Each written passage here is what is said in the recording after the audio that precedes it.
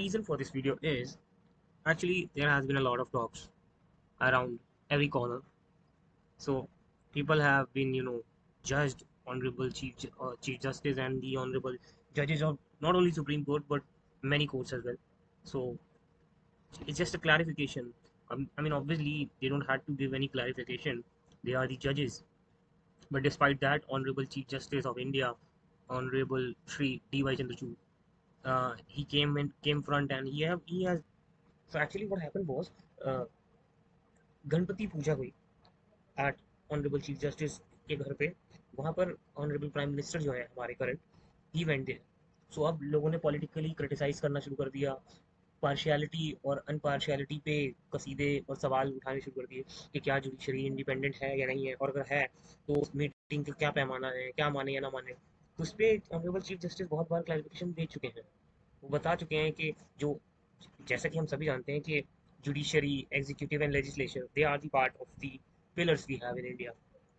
तो अब अगर जुडिशरी में अगर जजेस मिलते हैं जाकर एग्जीक्यूटिव से या लेजिस्लेशन से, अब जैसे कि उन्होंने एक पोस्ट में, एक मैं जगह पढ़ रहा था वहाँ भी उन्होंने मेंशन किया कि अगर ये लोग जाके मिलते हैं किसी से, किसी भी डेजिग्नेटेड पोस्ट जो सरकारी है, जो देश की है, जैसे प्राइम मिनिस्टर हो गया, प्रेसिडेंट हो गया, या कोई भी पार्लियामेंट मेंबर्स हो गए, अगर इन लोगों से मिलते हैं, क्योंकि उन्होंने ये भी क्लैरिफाई किया कि क्योंकि जुडिशरी का जो अमाउंट, बिल और जो भी है, जो बजट है, वो पार्लियामेंट ही पास करता है.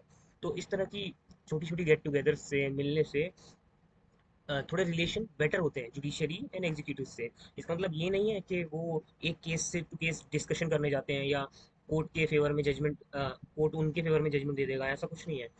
इसी बात को आगे बढ़ाते हुए इसी कॉन्फ्रेंस में इसी तरह के सवाल चल रहे थे. ऑनरेबल चीफ जस्टिस से ये पूछा गया कि अब जो हमारी करंट चीफ जस्टिस बन रहे हैं, honourable justice justice Sanjeev Khanna, तो अब वो 11वें चीफ जस्टिस बनने वाले हैं. तो अब सवाल ये उठा कि क्यों वुमेन चीफ जस्टिस क्यों नहीं बन रही है. अब उन्होंने ये क्लियरिफाई भी किया है. आप अगर आप पढ़ेंगे तो देखेंगे चीफ जस्टिस इशू पॉइंट तो वुमेन जजेस रिकमेंडेड. ऑब्वियसली जेंडर डाइवर्सिटी हर जगह है, उन्होंने बहुत ज़्यादा प्रमोट किया अपने टेन्योर में कि फीमेल जजेस आगे जाएं. बट अब उन्होंने एक्सप्लेन करते हुए बताया कि अब मान लीजिए अगर जो एलिवेशन है जजेस, अगर हाई कोर्ट या सुप्रीम कोर्ट में किसी जज की रैंक में अगर कोई वुमेन है जो 12वें रैंक पे है, और जो अब एलिवेशन जो होता है वो होता है एज और सीनियोरिटी के हिसाब से, नॉलेज पे जज होता है, उसके एक अलग क्राइटेरिया और एस्पेक्ट्स हैं किस लेवल पे सिलेक्शन होता है. तो उस पर बताते हुए उन्होंने ये भी बताया कि अब मान लीजिए कोई जज अगर 12th रैंक पे है तो सिर्फ वो फीमेल है इसलिए उसको एलिवेट थोड़ी कर देंगे. ऑब्वियसली उससे पहले 11 मेंबर्स और हैं जो लाइन में है, जो बन सकते हैं चीफ जस्टिस. तो इसी तरह के मेरिट से डिसाइड होता है. एग्जैक्टली इशू वही है कि कॉलेजियम पे हमेशा से सवाल उठते रहे हैं. आर्टिकल 124 जो है, अब जो हर कोई यही सवाल दोबारा उठाने लगा है कि क्यों नहीं नेशनल जुडिशियल कमेटी जो है, जिसको खारिज कर चुका है सुप्रीम कोर्ट, क्या उसको हमें दोबारा इंप्लीमेंट करना चाहिए, उसको नए आस्पेक्ट्स और नए थोड़े प्रोविजंस के साथ अमेंड करके दोबारा लाना चाहिए. इस तरह के बहुत सारे डिबेट्स चल रही हैं. अभी हाल फिलहाल में आप देखेंगे तो हमारे जो विदेश मंत्री हैं उन्होंने भी कमेंट और टिप्पणी की है कि collegium is not independent any more.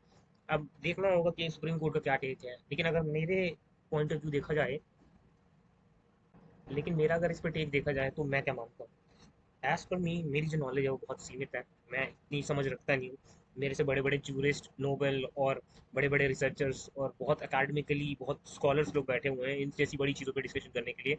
However, I have also the fundamental rights, I have also the liberty to address my views. So मेरे व्यूज़ ये हैं कि जुडिशरी को इंडिपेंडेंट रहना चाहिए.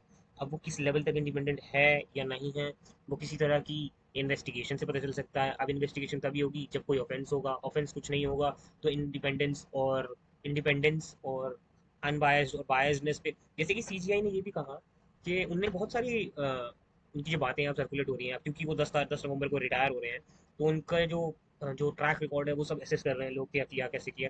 अब जैसे कि उन्होंने एक बात बहुत अच्छी कही कि जैसे ही एक फैसला गवर्नमेंट के फेवर में चला जाता है तो सब कहते हैं कि सुप्रीम कोर्ट बायस्ड है, जैसे ही उनके अगेंस्ट चला जाता है तो कहते हैं ये इंडिपेंडेंट है. ये मैं नहीं समझता और इससे मुझे बहुत ऑब्जेक्शन है. ये चीफ जस्टिस के क्लियर वर्ड्स हैं. सो बात यही है.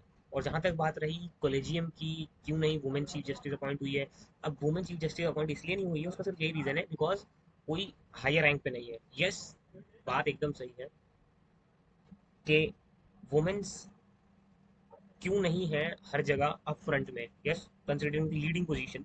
अब अगर जो फेमिनिस्ट या उस तरह की सोच के लोग हैं जो चाहते हैं कि मैन एंड वुमेन इक्वल हों, women also must have the eligibility और the privilege to lead everything, so why not, so I also agree with that. मैं भी इसका समर्थन करता हूँ, बिल्कुल होना चाहिए। बट सिस्टम और चीज़ें ऐसी ही हैं, considering the theories here in there.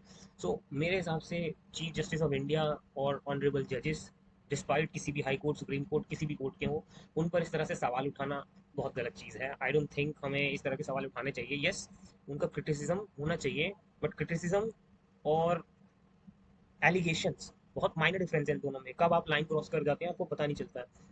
वही मैं दोबारा रिपीट कर रहा हूँ कि एलिगेशन लगाना बहुत गलत चीज़ है।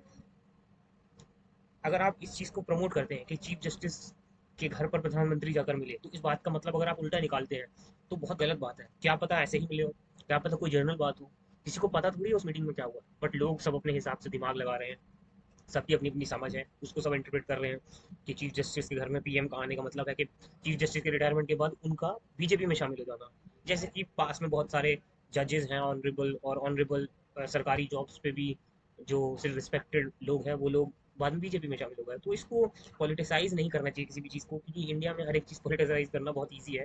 डिस्पाइट उनकी थिंकिंग क्या है, उनकी मर्जी है वो किस पार्टी में जाएं या नहीं जाएं, किसका समर्थन करें नहीं करें, उनके घर पे कौन आए कौन जाए। मेरे हिसाब से वी एज पीपल, हम लोग को इस तरह के चीज़ें नहीं करनी चाहिए। We should respect and maintain the dignity as they are the core pillars of our constantly upfront में। अगर जैसे कि कोई भी फैसला अगर वो अपने फेवर में नहीं देते हैं, दूसरे के फेवर में दे देते हैं, तो दूसरी तरफ से सवाल उठने लगते हैं। तो अब इसका मतलब यही है कि सुप्रीम कोर्ट के या किसी भी ऑनरेबल कोर्ट के फैसले सरकार के अगेंस्ट ही होंगे, तभी उनको इंडिपेंडेंट माना जाएगा। तो ये कोई बात नहीं है। So I totally agree with Honorable Chief Justice. So yeah, that was the video. So public platform.